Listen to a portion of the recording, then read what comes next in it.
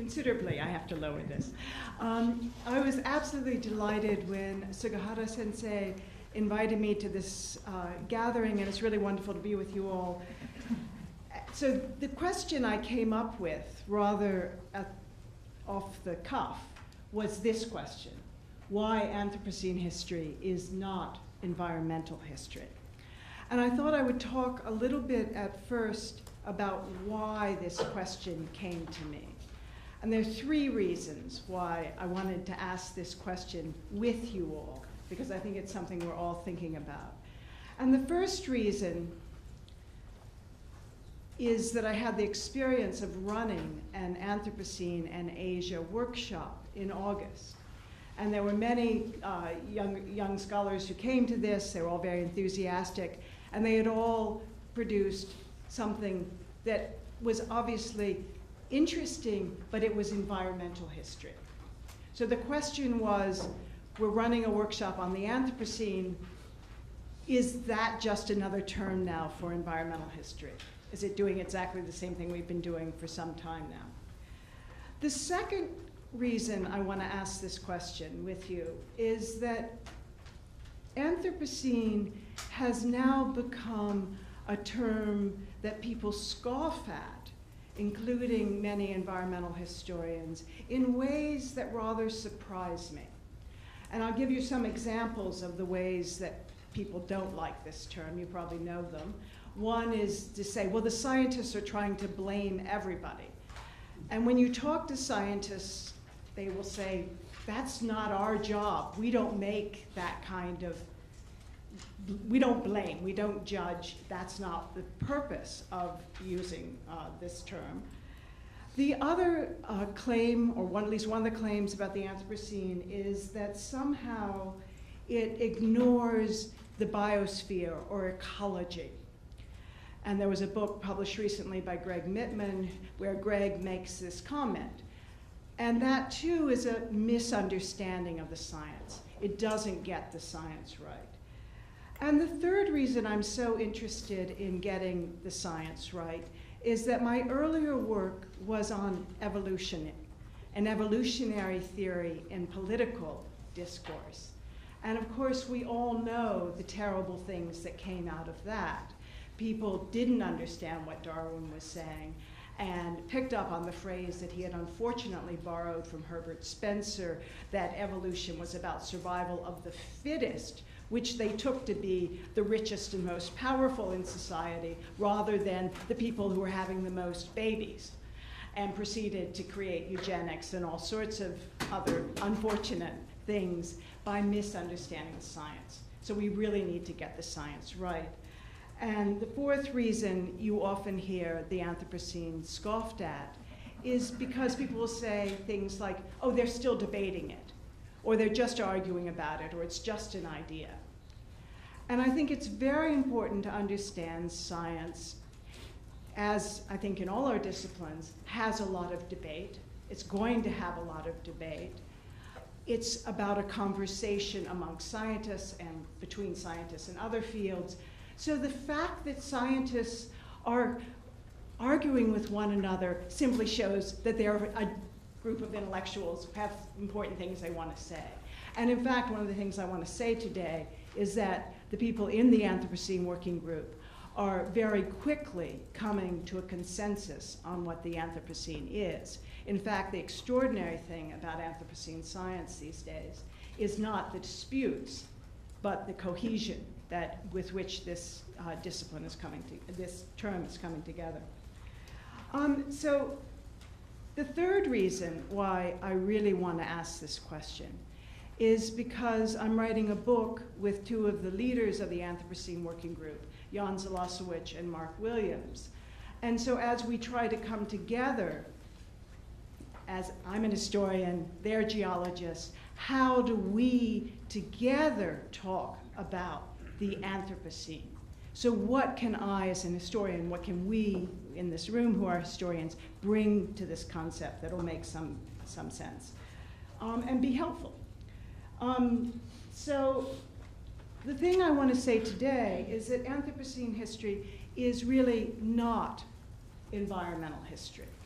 which doesn't mean that it's better than or has to be in competition with environmental history, but simply that it is different and that we need to understand it as a different analytic. And I think this is true as well of climate history. So Anthropocene history is not environmental history. Anthropocene history is not climate history. And I want to point out these differences by looking at 5 different elements. The Anthropocene is truly something new under the sun. We've always lived in the environment. There's always been a climate on this planet of some sort. But the Anthropocene is suggesting that there is something, a planetary systematic shift that happened in the middle of the 20th century. It's different in terms of scale. It's different in terms of the type of science it engages. And those people who are interested in Anthropocene history are focusing in new ways on economics and on human agency. So I'm going to look at each of these 5 things quickly and try to finish within the 25 minutes that we're given. So one of the interesting things that happened is this coincidence in the year 2000. As most of you know, Paul Cruikshank very famously, in a meeting in Mexico City, of Earth system scientists blurted out this term Anthropocene and said, oh my gosh, we're living no longer in the Holocene, but we're living in the Anthropocene. And so, boom, this term comes out, and he publishes a very short 1-page paper on this with Stromer. Well, the same year, there was this book called Something New Under the Sun, published by the historian John McNeill. Now, it was considerably longer than that 1-page article by Cruikshank. It was over 400 pages. But what is so interesting about what John McNeill did was that he laid out for us the kinds of questions that historians can now ask about this concept of the Anthropocene before the word Anthropocene was even invented. And what this book demonstrates is that historians need to think in the very longue durée, because John goes back to the beginnings of the planet and talks about the lithosphere and the atmosphere and all these other things. And then he talks about the last 500 years, and he talks about the coalescence of all sorts of contingencies and oddness that come together, not fortuitously, that come together to produce this moment in the 20th century of the great acceleration.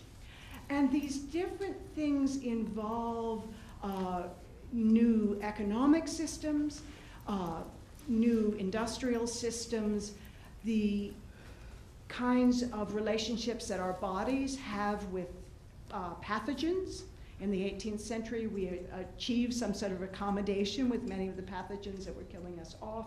And he goes on and on and on through these many, many different causes. And so, unlike Cruikshank, who is saying it's a steam engine, McNeill is giving us a really complicated picture of the emergence of the Anthropocene in the 20th century. What is so interesting about the mid-20th century origin that McNeill puts his finger on is that Cruikshank, as you all know, was still talking about late 18th century. What happened, though, when the Anthropocene Working Group formed and they began talking about the different scales of change to the planetary system, they eventually voted for that mid-20th century date. So I just want to say historians are really, really good at this. If they think like John McNeill, they can do an awfully good job.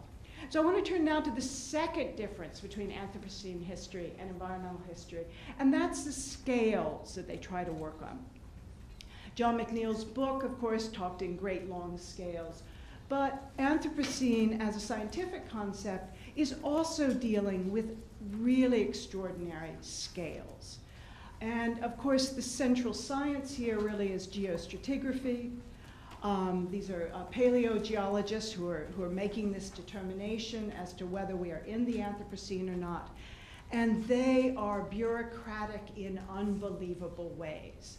So when they decided to form the Anthropocene Working Group, that took, what, 7 or 8 years, and as you all know, in 2016, they had a vote, a very preliminary vote, on whether we had moved from the Holocene, the most recent epoch, to the Anthropocene epoch. And that vote in 2016 is a really interesting vote because of the coherence and the consensus that was reached at that meeting. Now, this is a preliminary vote. They're planning to have another one in 2020, which will then, if people agree, begin to make a formal proposal to the next level of the bureaucracy. And then if it gets through that, there's the next level of bureaucracy. And then there's finally the International Commission on Stratigraphy. And if they decide that the Holocene is in fact the right way of describing the changes in our planet, that we have actually entered a new epoch, a new planetary system, then it'll be officialized. But what is interesting here, as you can see, is that most of these scientists, they're predominantly geologists, but this Anthropocene Working Group has 2 historians on it. It has a legal scholar. It has a number of other kinds of scientists on it. So they've really tried to reach out. This is if this epoch is officialized, it'll be formed interdisciplinarily. And that's a very exciting and novel thing for this group to do, for geologists to do. And so as you can see here, they're saying yes, it's stratigraphically significant, and it's at the level of an epoch, and the mid-20th century date is also widely agreed on, and the primary marker then is plutonium fallout. The reason that that becomes the primary marker is, of course, because the radioactivity can be traced around the globe. That's what a GSSP is supposed to find. What's interesting here, and again to make the distinction between Anthropocene history and things like climate change or climate history, is that carbon concentration is really not a significant marker for the geologists. It doesn't create the same sort of marker in the Earth's crust, although some of them are impressed by that, but so they're also impressed by plastic, and of course some of you know the chicken bones, and there are a lot of other things that they could mark it by. But it seems most likely to be this plutonium fallout. So that's where things stand in that science. Although, of course, as you will know, there's other kinds of Earth system science which are also suggesting the magnitude of this change. But what's interesting here, too, if we pay attention to where the real danger signs are, it's nitrogen and phosphorus, not climate change, and that are the most dramatic overshoot of the planetary boundaries. And now biosphere integrity. So it's these dimensions that we need to understand, as well as greenhouse gas emissions. Another way of looking at this is, of course, the Great Acceleration. And here we get one of the primary drivers of the Anthropocene, which is population. The fact that the human population has grown so dramatically since about the mid-20th century. So in all these ways, we're talking about a systemic change on scales of magnitude that we, as Homo sapiens, in our 300,000-year history, have never seen before. And I think that's one of the central differences between Anthropocene history and environmental history. It has to gesture in some way to this scales of time and space. And that doesn't mean that you always have to do world history. As Daniel was saying, and as several of you have said in your papers, we need to look locally, we need to look at the human past in different areas, in different places. But for it to be framed as Anthropocene history, it has to gesture towards that mid-20th century rupture in the Earth system.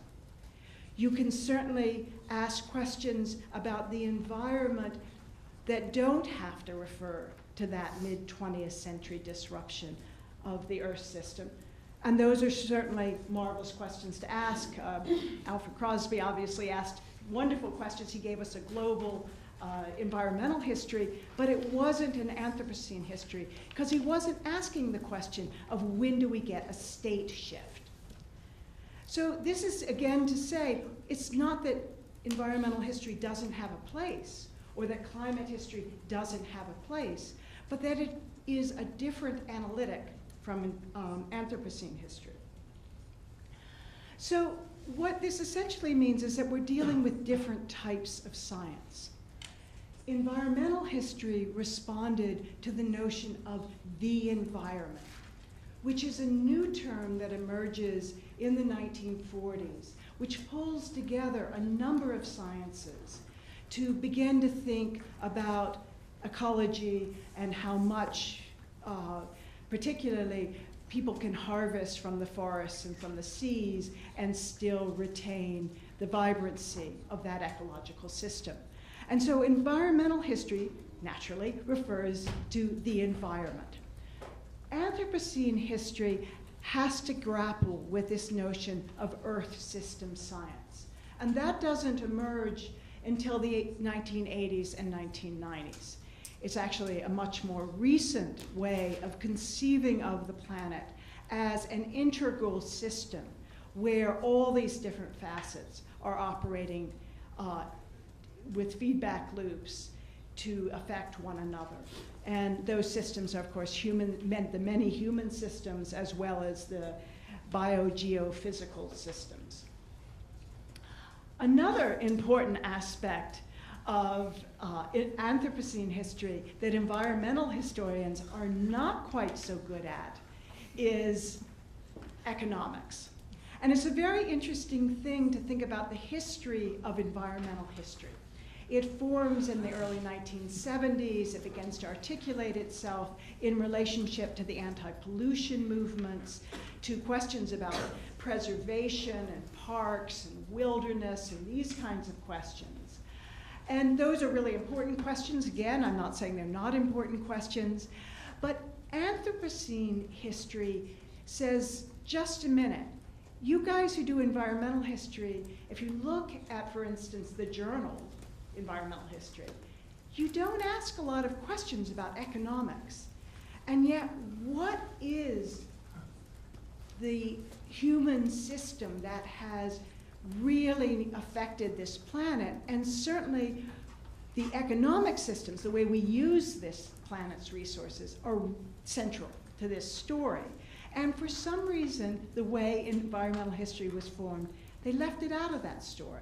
And so people like Gareth Austin, who's at Cambridge, and our own Professor Sugihara have put economics at the center of this story of Anthropocene history. And they've pointed out that it's not just as simple as saying capitalocene or capitalism. In fact, there are many forms of growthism, of a dedication to growth, that are not necessarily market capitalism or industrial capitalism or let alone finance capitalism, but a kind of commitment to greater and greater exploitation that is shared by communist countries, by capitalist countries, by almost the entire modern world, with very few exceptions. And that it is, in fact, one of the reasons why we have such a hard time even imagining ways of living in relationship with the earth differently. And so that going local is so important, and to understand other ways of interacting is often scoffed at as a project because, in fact, it has been obliterated by these larger systems. And then there is a fifth way in which Anthropocene history is different from environmental history. And that has to do with the problem of human agency. And you all, I'm sure, have read Dipesh Chakrabarty's 4 theses and have seen how the emphasis that he gives to the problem of human agency as we talk about Anthropocene history. And as you know, what he says is that the problem is bringing together the geology, this history of nature, with human history. Because geological history has no moral to it. It has no politics to it. Humanity is not the culmination of our planet's trajectory. Our species will go extinct like any other species. It has no perspective of right and wrong. And yet, for us, for the humanities certainly, the perspectives of right and wrong are our bread and butter. This is how we breathe. What is the right way to live? How do we be just? And the idea of putting these two histories together then for Chakrabarty becomes a problem of recognizing the fact that you cannot tell a coherent story with this intractable tension at the center of it. And he's now currently trying to figure out how to do that, how to create a political history with, that is, takes on the Anthropocene as its framework. Well, that's a very interesting point, of course, and I think we all respect and admire that work. But those of you who would like to defend environmental history will say, yes, but the environmental historians already recognized that nature doesn't have a narrative with easy beginnings, middles, and ends. To make human meaning, we've always had to tell our own stories. And we know this in part because of Bill Cronin's very moving 1992 essay on the Great Plains of America, where he points out that nature doesn't have, in the story of the Dust Bowl, doesn't tell us the moral of that particular engagement between human beings and the Great Plains. That in fact we have to impose our story as a kind of fiction on nature. But Bill Cronin is still an environmental historian because he says even though environmental history is a fiction in relationship to nature, it is better to tell a story of human beings as being in nature. We can tell richer stories. But what Chakrabarty is saying is that in Anthropocene history, both has to tell that story of human beings within nature, but also human beings as a natural force. We are now both at once. And that puts us in a really difficult and different position. So for all these 5 reasons, I think we can begin at least to distinguish between Anthropocene history and environmental history.